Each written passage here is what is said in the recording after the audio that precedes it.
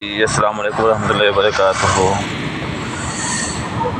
धुंध में इस जैसे ट्रकों से बचें, क्योंकि इनको तो नीचे कुछ नज़र ही नहीं आता ना। इन ट्रकों वालों को कुछ भी नज़र नहीं आता। ये देखें, ऐसे जा रहे हैं जैसे हाईवे पे ट्रक चला रहे हैं। लोकल रोड है, वन वे रोड है। वन वे हो ना, फिर भी टेंशन नहीं होती। वन वे पे जैसे जा रहे हैं। इन्होंने बहुत एक्सीडेंट करते हैं ये लोग। इनको भी चाहिए थोड़ा एहतियात करें।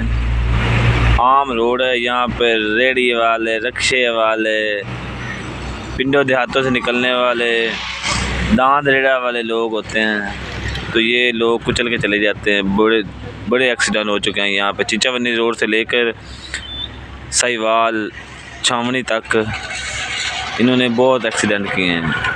इनको पूछने वाला ही कोई नहीं। धुंध का मौसम है, नज़र इनको आता नहीं कुछ। आसमान से इनकी निगाहें होती हैं। तो सब भाइयों से भी गुजारिश है, अपना एहतियात करें, इन लोगों से बचें। आपको नज़र आ रहा है धुंध में कुछ भी नज़र नहीं आ रहा। अड्डा भी आ जाए, यहाँ ये अड्डा है, यहाँ से ये लोग ऐसे गुज़रते हैं जैसे कि क्या बताएं आपको, शूटर गुज़रते हैं।